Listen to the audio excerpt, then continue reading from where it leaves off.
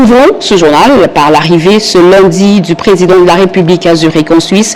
Félix-Antoine Tshisekedi Tshilombo va prendre part à la 55e édition du Forum économique mondial de Davos, une rencontre annuelle qui rassemble les dirigeants politiques, les chefs d'entreprise, les universités et les organisations non gouvernementales des 4 coins de la planète pour relever ensemble les principaux défis mondiaux et régionaux. Les précisions dans ce reportage de la presse présidentielle. C'est sous un froid glacial, tôt dans la matinée de ce lundi 20 janvier 2025, que l'avion présidentiel de la République démocratique du Congo s'est posé sur le tarmac de l'aéroport international de Zurich, en Suisse. À sa descente d'avion, le président de la République Félix-Antoine Tshisekedi Tshilombo a été accueilli par un comité officiel restreint constitué de l'ambassadeur de la RDC dans la Confédération helvétique, la ministre des Affaires étrangères, la ministre de l'Environnement et le ministre de Mines. Le chef de l'État vient participer aux côtés de nombreux autres leaders mondiaux à la 55e édition du Forum économique mondial de Davos. L'événement, qui se déroule du 20 au 24 janvier, réunit l'élite économique et politique mondiale pour discuter des défis actuels de l'humanité. Il s'agit notamment de répondre aux chocs géopolitiques, de stimuler la croissance pour améliorer les niveaux de vie et mener une transition énergétique juste et inclusive. Collaborer à l'ère de l'intelligence, tel est le thème de l'édition 2025. Un thème qui souligne l'importance cruciale de la coopération mondiale à une époque où les avancées technologiques à l'instar de l'intelligence artificielle, l'informatique quantique ou encore la biotechnologie transforment rapidement les sociétés. Le président Félix Tshisekedi va profiter de ces assises pour annoncer un vaste projet structurant de lutte contre le changement climatique pour la préservation de la biodiversité en République démocratique du Congo. En marge de cette réunion annuelle, des audiences et des rencontres en bilatéral sont aussi au menu de l'agenda du chef de l'État. Revenons au pays, 20 janvier 2024, 20 janvier 2025, une année jour pour jour depuis l'entame du deuxième quinquennat du président de la République. 20 janvier 2024, une date mémorable. Félix-Antoine Tshisekedi Tshilombo a prêté serment au cours d'une cérémonie populaire au Stade des Martyrs. Pierre Kibambiso Moïsa et Bienvenue Kabamba ont recueilli vos avis sur cet événement et les perspectives d'avenir.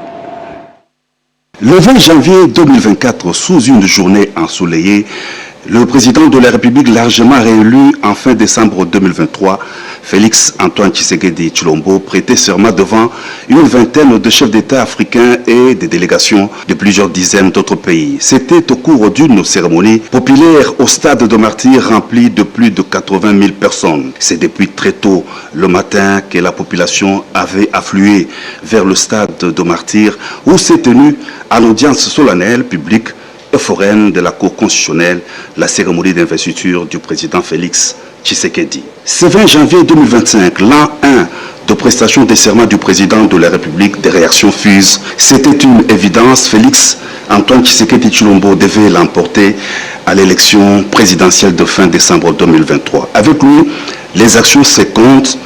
L'agresseur de la RDC dans la partie est du pays est identifié et reconnu par la communauté internationale.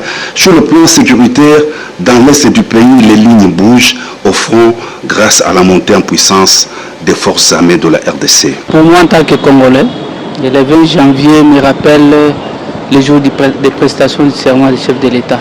Bien mérité, pas parce que c'est un homme qui a montrer aux Congolais qu'il a l'amour de son pays. C'est vrai qu'il est en train de travailler dans un contexte un peu compliqué avec la guerre à l'est du pays, mais je crois que nous tous nous sommes témoins de sa façon de travailler presque partout dans le pays. Moi je venais d'être à Mbujimayi, je venais d'être à Kisangani en mission et vous allez voir que son action c'est presque partout. Vous arrivez à Kisangani, ce sont des chantiers, vous arrivez à Mbujimayi, tellement, et même ici à Kinshasa, je crois que nous tous nous sommes témoins, mais il est en train de travailler dans un contexte très difficile avec la guerre à l'est du pays où presque l'argent part à l'est pour aller travailler, mais il ne cesse pas de travailler. Et voilà ce que moi je pouvais dire. C'est plusieurs actions qui ont été menées depuis une année et la première action phare, c'est celle que nous considérons au niveau de l'armée, la montée en puissance de l'armée congolaise. Au moins aujourd'hui, nous pouvons dire que la République démocratique du Congo à un budget de plus de 1 milliard pour l'armée seulement. Ça veut dire que c'est la preuve que nous accordons aujourd'hui de l'importance à la paix, à la recherche de la paix telle que prônée par le président de la République, et les actions sont palpables. Lorsque vous regardez sur terrain, aujourd'hui, au moins l'ennemi de la République démocratique du Congo, que nous appelons Kagame, parce que le président l'a toujours dit, que nous ne sommes pas en guerre ou en conflit avec le Rwandais. Nous sommes en conflit avec Kagame, Paul Kagame, le président du Rwanda. Et donc, aujourd'hui, nous félicitons le président de la République pour cette montée en puissance de l'armée congolaise. Mais il y a également plusieurs autres réformes, actions qui ont été menées pendant cette première année de sa présidence. Nous avons aujourd'hui la loi des finances de la République démocratique du Congo qui est estimée autour de 18 milliards, alors que 6 ans passés, nous étions autour de 3 milliards, 4 milliards de dollars. Donc ce sont également des réformes à féliciter.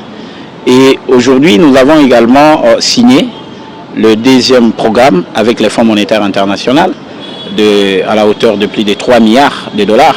Après avoir terminé le premier programme en 2023, aujourd'hui, nous avons un deuxième programme.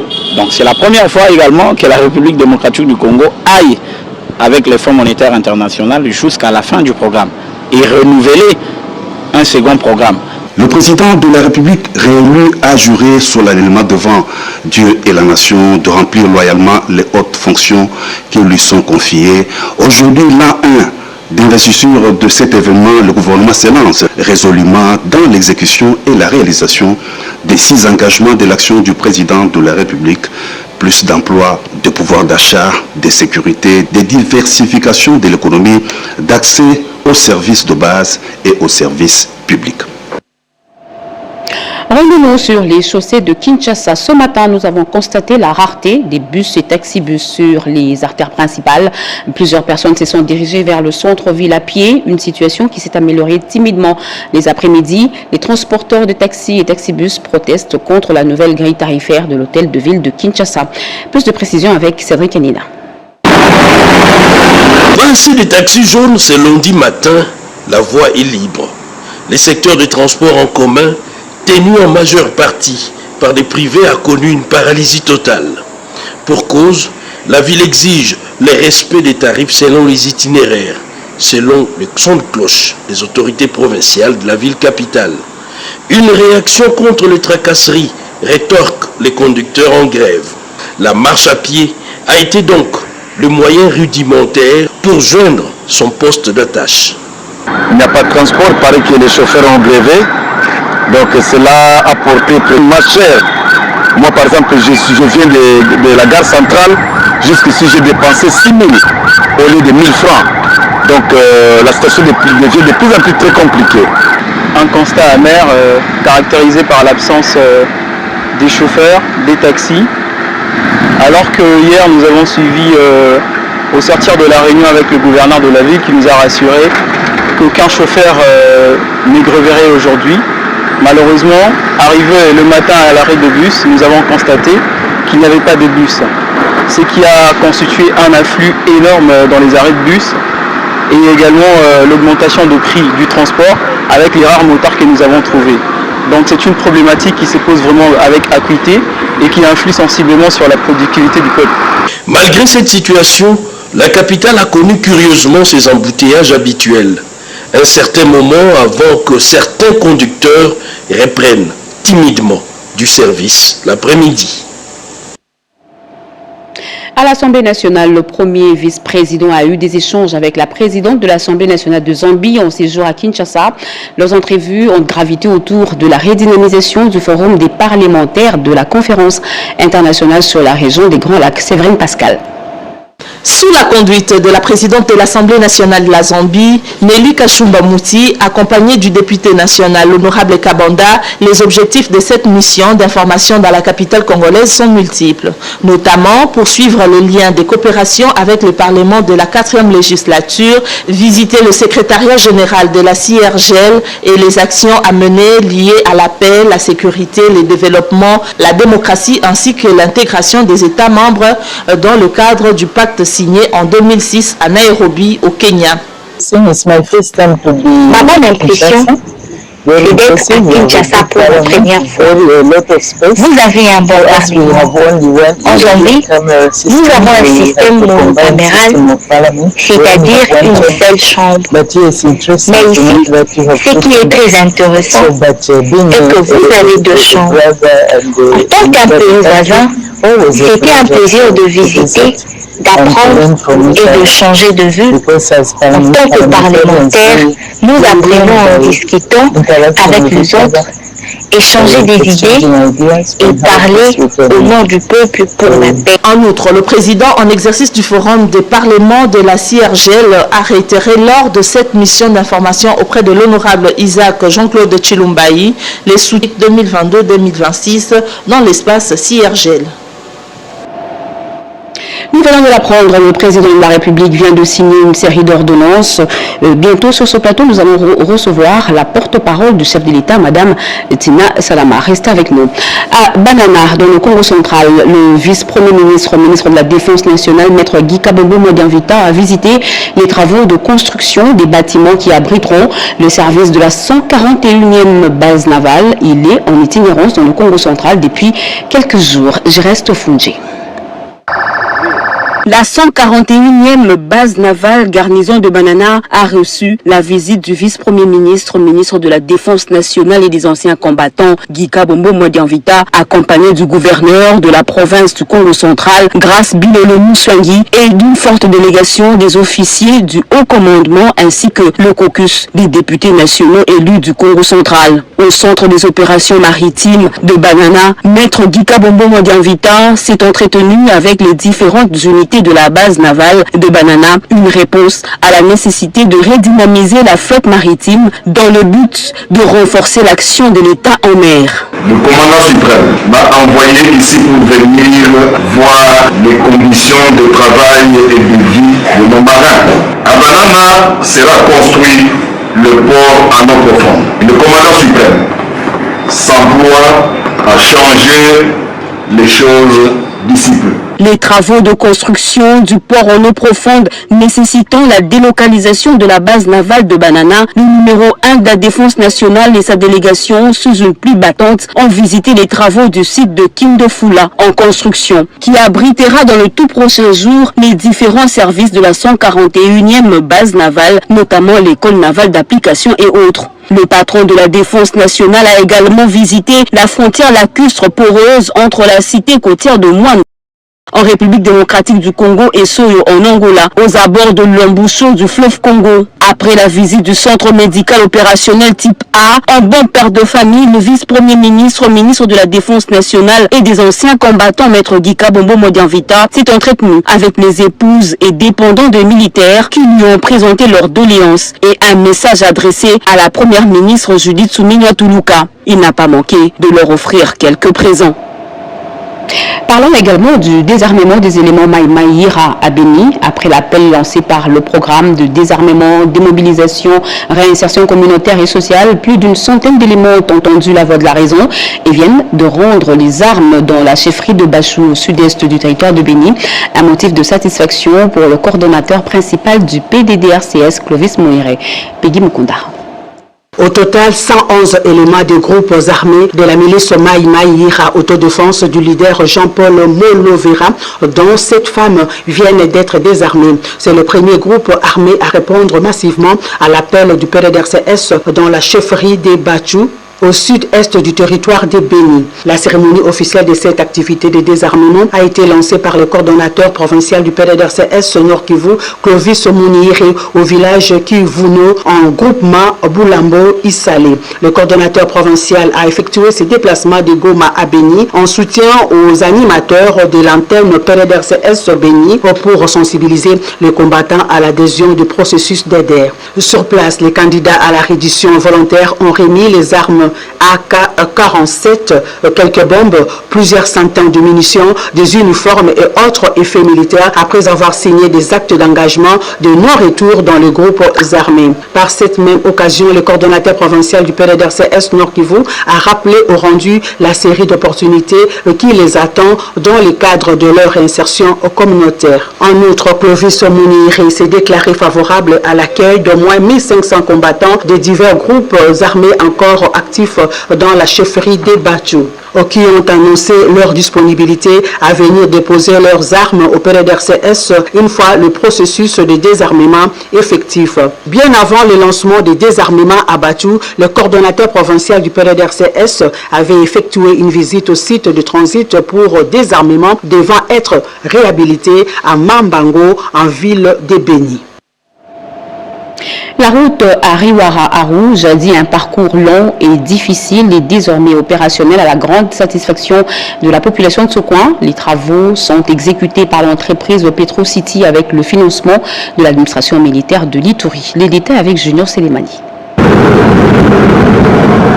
Un cauchemar aujourd'hui oublié grâce au travail de l'entreprise Petro City. La route Aru-Ariwara, longue de 45 km, est aujourd'hui praticable sous financement de l'administration militaire de l'Ituri. Si l'on pouvait faire 2 heures sur cette tronçon, aujourd'hui 45 minutes suffit pour arriver à destination. Un motif de joie pour les usagers. Nous sommes en train de réhabiliter la route.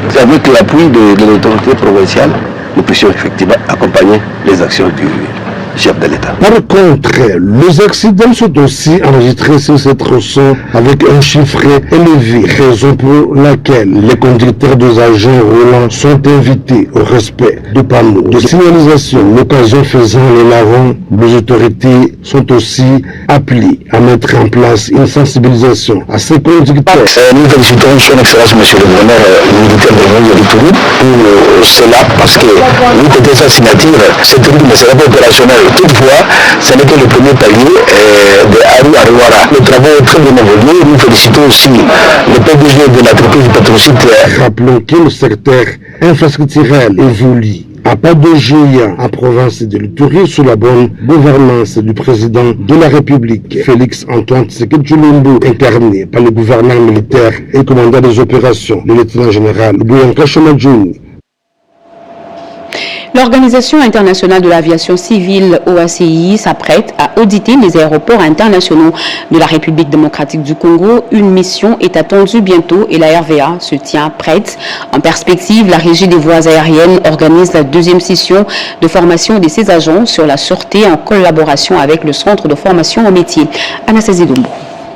L'objectif fixé est de se conformer aux normes de l'Organisation internationale de l'aviation civile à travers les aéroports de la RDC, dont Luano Lubumbashi et Njili Kinshasa sont ciblés pour l'audit.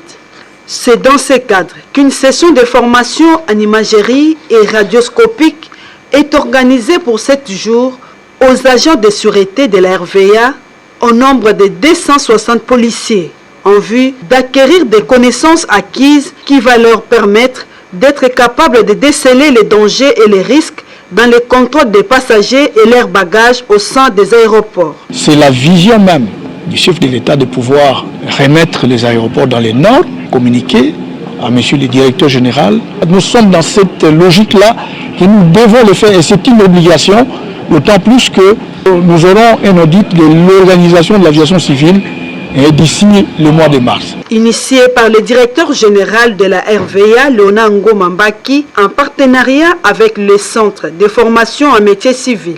L'ouverture de cette formation du renforcement des capacités a été lancée par le directeur d'exploitation Guy Mavuba Lubendo, représentant le directeur général de la RVA en présence du coordonnateur de la police de la RVA, Anissé Kitenge Manyanga, et le divisionnaire formateur de la dite session, Ali Amoussini.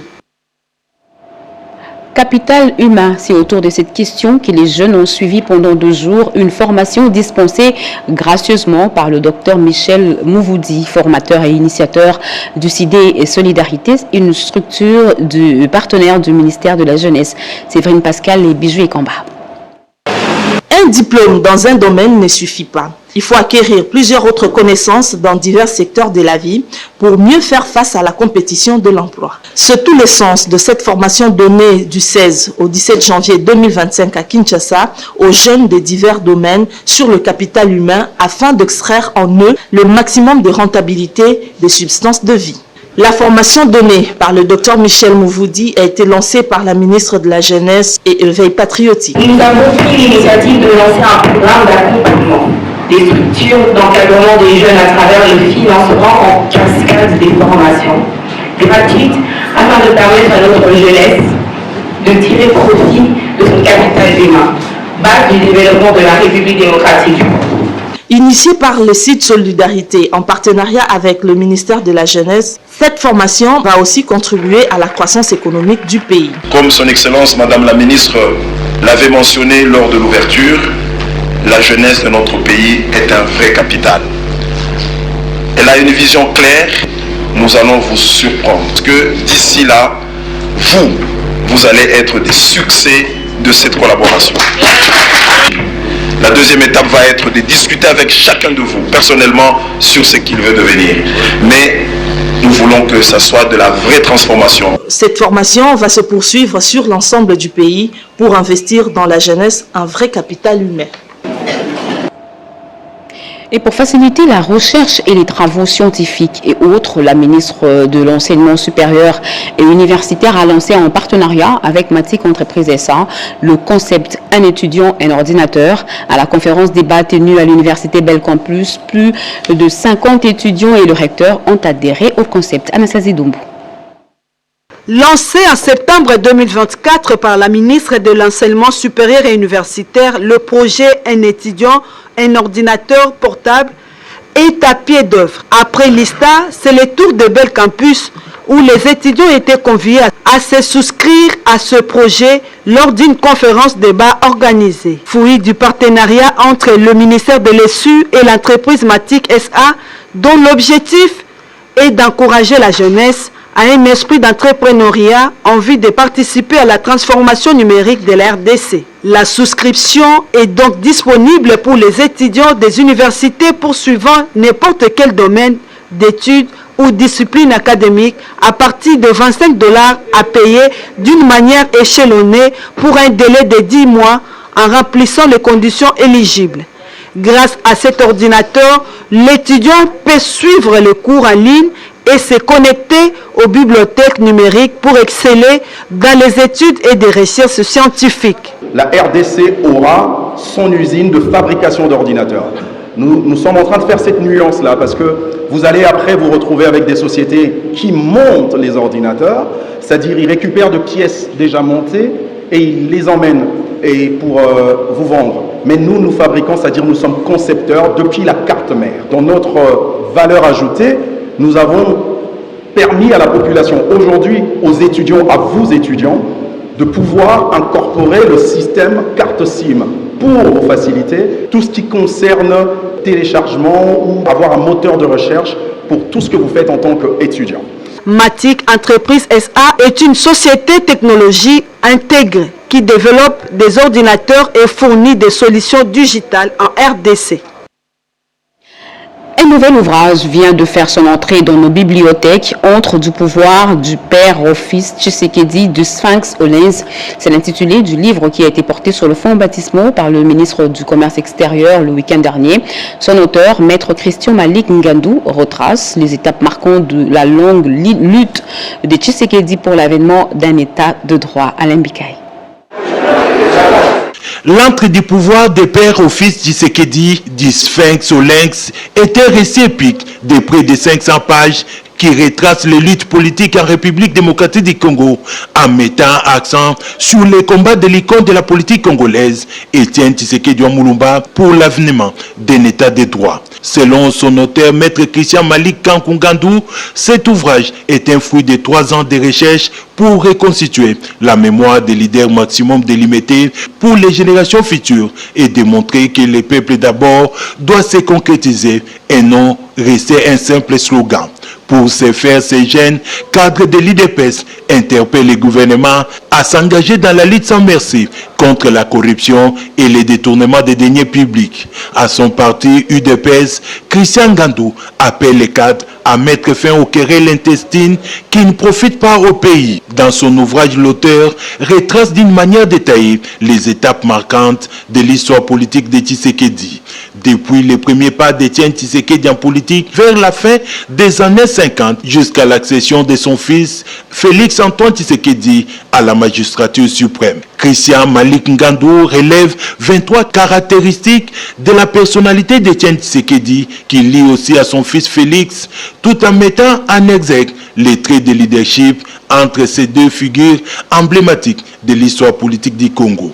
Pour les ministres du commerce extérieur, invités pour porter sur les fonds baptismaux cet ouvrage, les corps d'Étienne et Félix Tshisekedi sont connus, mais leur esprit est contenu dans cet ouvrage qu'il faut lire et relire. Plusieurs personnalités du monde scientifique et politique présentes à cette cérémonie de vernissage ont salué ce travail scientifique de haute facture. En religion, nouvelle année, nouvelles instructions et directives pour la bonne marche de l'Église tout au long de l'année 2025. Le représentant légal de la 32e communauté CPK a jugé bon de s'entretenir avec les mamans de sa communauté. Pour ce faire, c'était à la paroisse de Limeti. Paulette Lomba et fils Monoma.